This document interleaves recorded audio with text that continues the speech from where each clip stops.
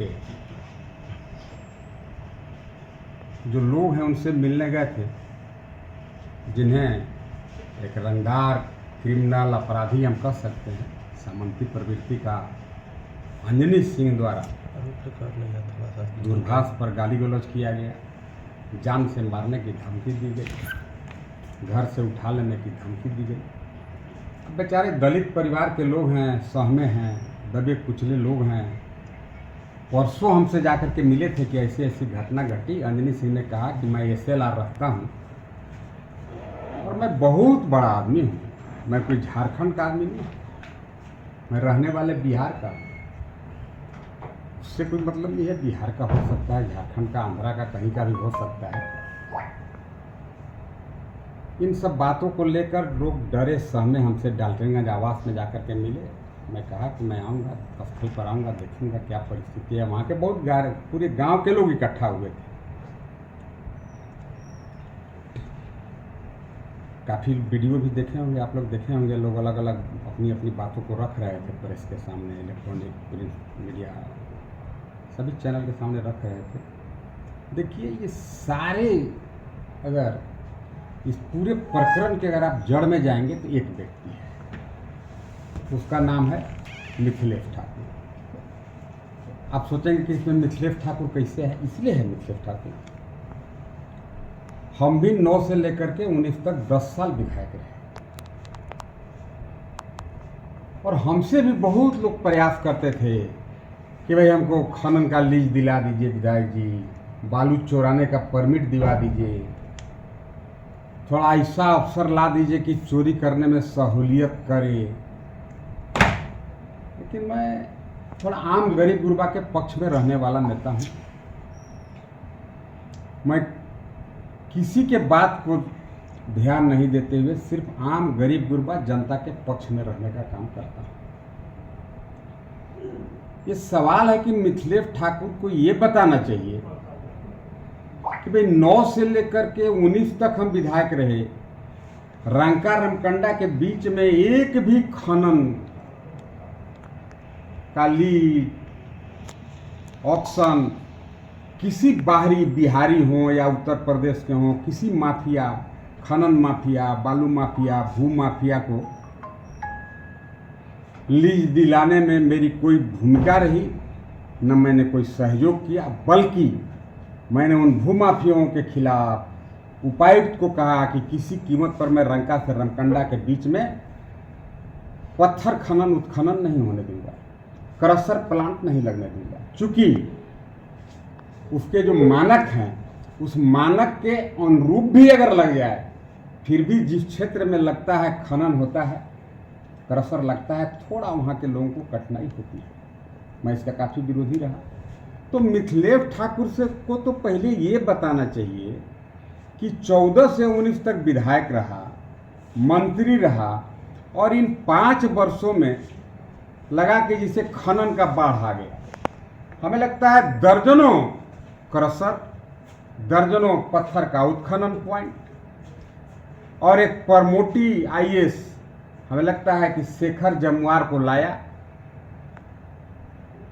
और मानक के विपरीत जाकर के CO को धमकाया, उससे गलत रिपोर्ट करा दिया, NGT का वायलेशन हुआ, पॉल्यूशन का वायलेशन हुआ।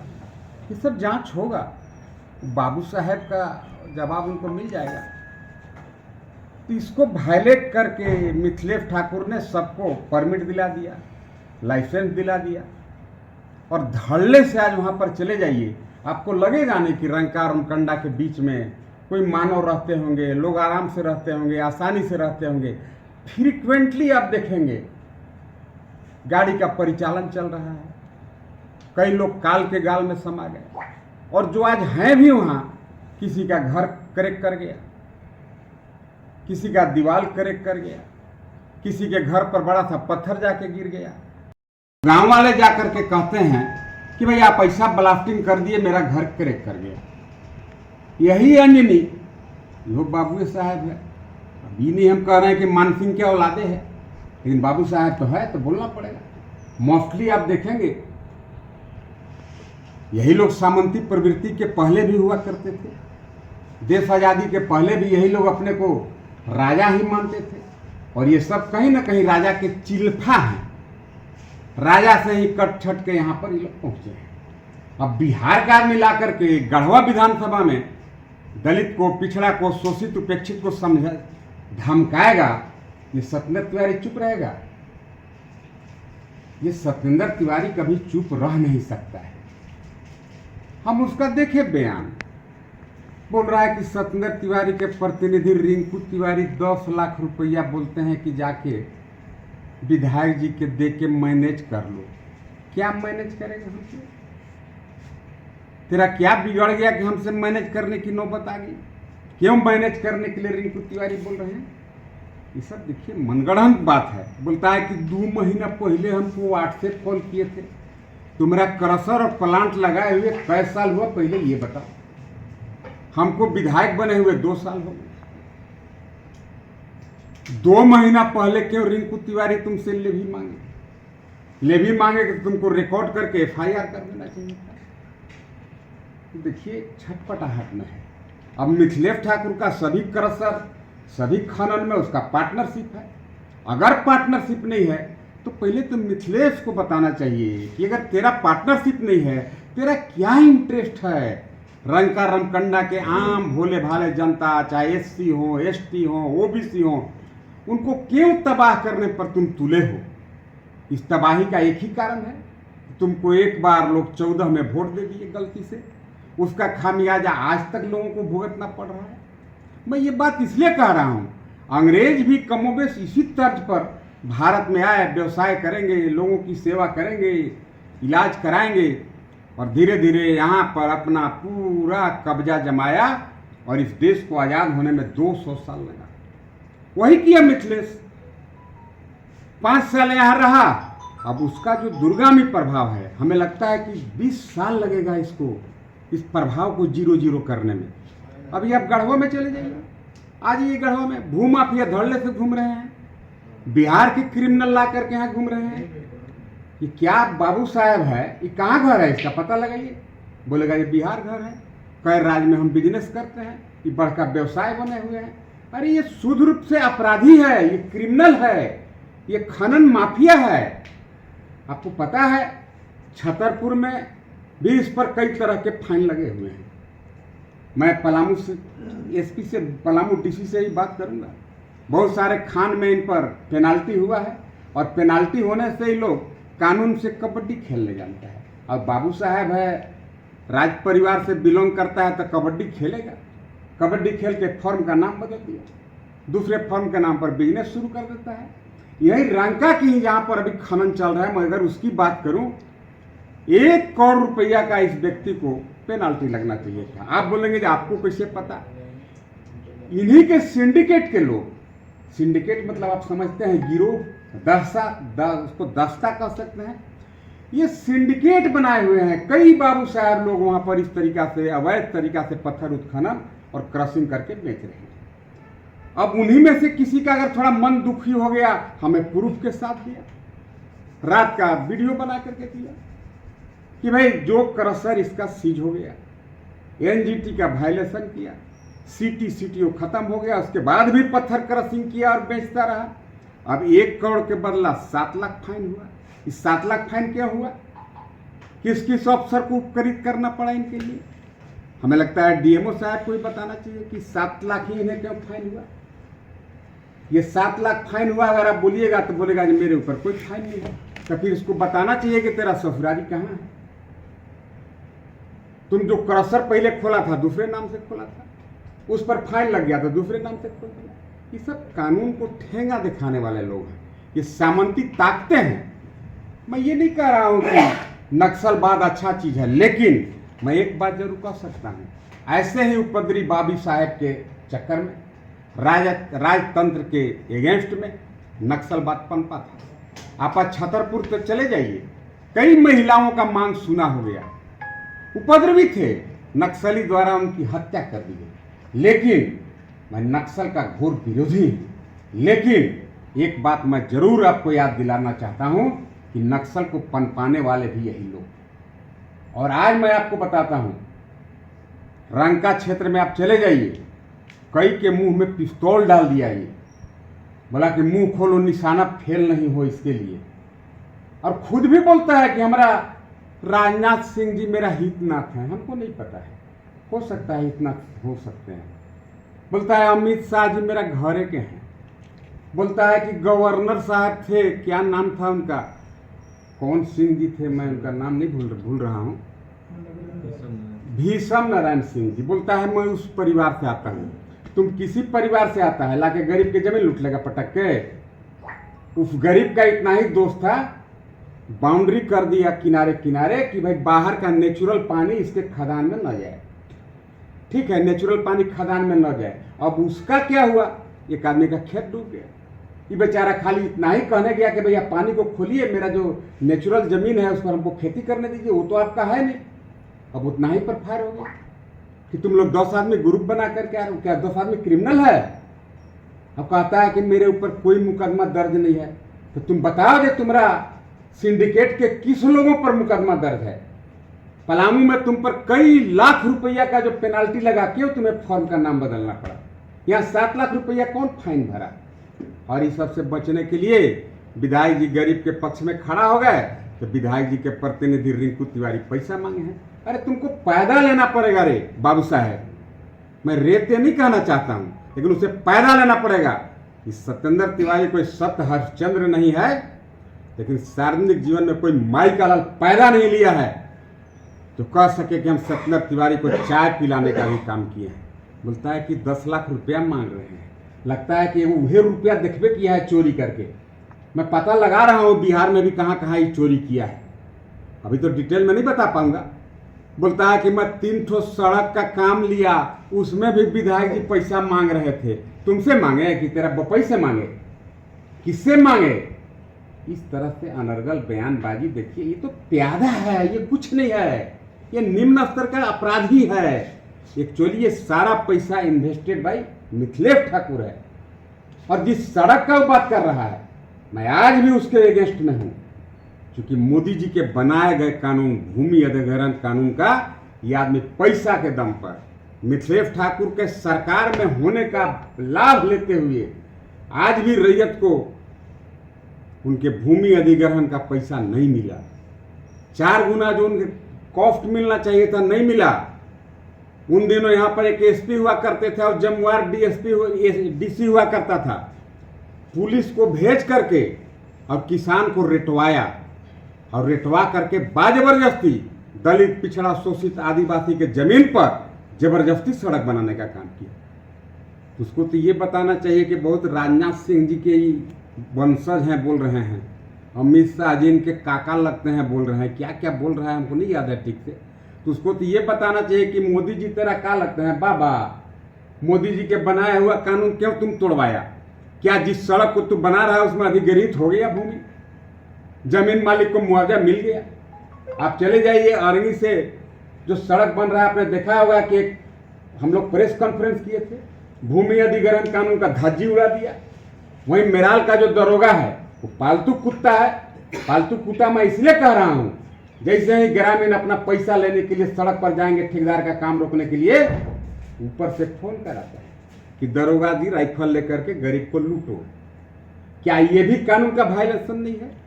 क्या ये कानून के अगेंस्ट में नहीं है कि भाई बिना भूमि अधिग्रहण किए हुए आप रोड बना रहे हैं? और एक तो एक्सिक्यूटिव इंजीनियर लाया है, हम पहला बार विधायक थे तब वो एक्सिक्यूटिव हुए था, वाह रे कलाकार।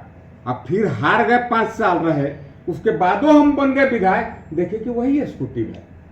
चूंकि उसके द्वारा जो भी सड़क बनाया जा रहा है वर्तमान में, वो ग्रेडेशन का उसमें कोई केयर नहीं है। भाई किस ग्रेड का कितना मटेरियल मिला करके जीएसबी करना है, WMM करना है, उसका धज्जी उड़ा दिया।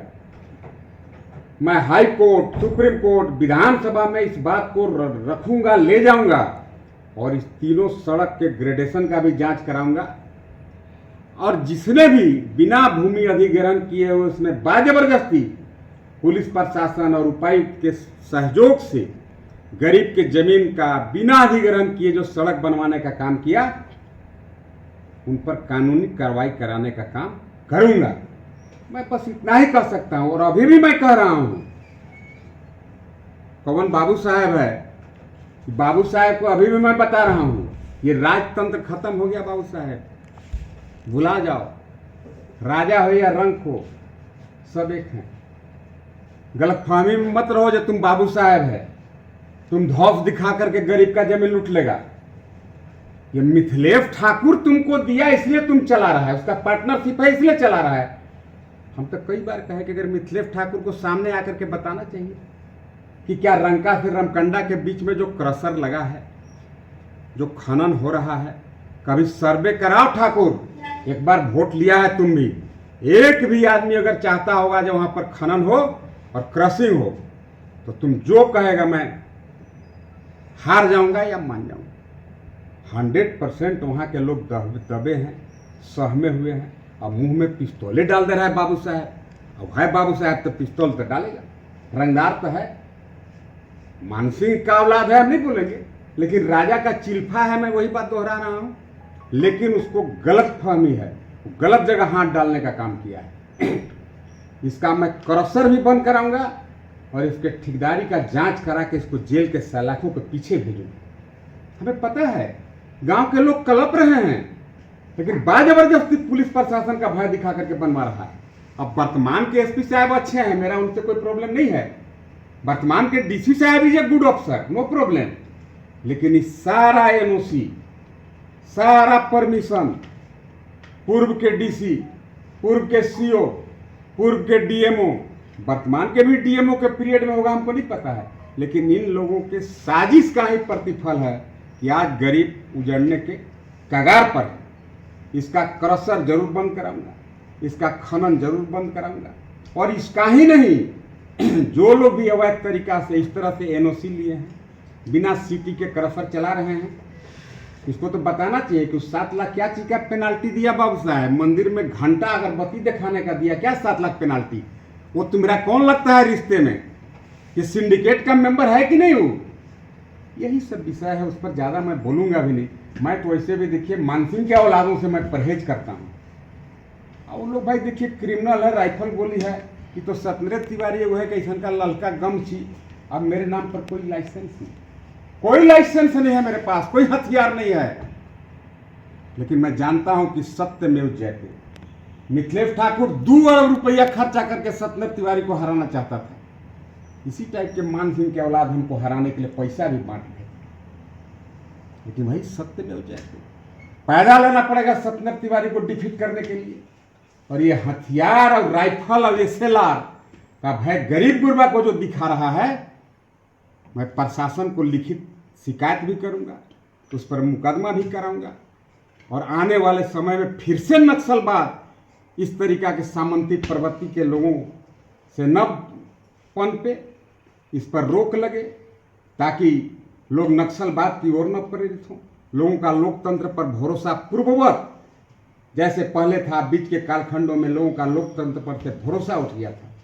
कई बड़े बड़े नक्सल, यहीं पर कामेश्वर बैठा जी नक्सल थे। मैं कि नक्सल का विरोधी या पक्षधर नहीं हूं, लेकिन उन्होंने सामंती के विरुद्ध लड़ाई लड़ी, जेल के सलाखों में जाना पड़ा। लेकिन यहाँ के आम गरीब गुरबा ने उन्हें पार्लियामेंट तक भेजने का काम किया। आम गरीब गुरबा को पता था कि एक कामेश्वर बैठा एक साजिश का शिकार हुआ है। मैं एक एग्जाम्पल के तौर पर दिया। इसलिए बाबू साहब को आपके माध्यम से मैं चाहता हूं कि बाबू साहब भाई करना यार, जाओ वहीं बिहार और ससराम वारा में, कहता है जो डिहरी में जाके पता लगाइए, जब हम चलते हुए गोली मार के बिगवा देते हैं, थाना में केस नहीं होता है। कितना बड़ा तू रंगदार है बाबू साहब, देखेंगे। और जनता का तुम क्या बिगाड़ लेगा वो भी देखेंगे। अब बोलता है कि विधानसभा के नाम पर कहते हैं, अरे विधानसभा में नहीं कहेंगे तो क्या तुम्हारा मानसिंह घर जाके कंप्लेन करेंगे?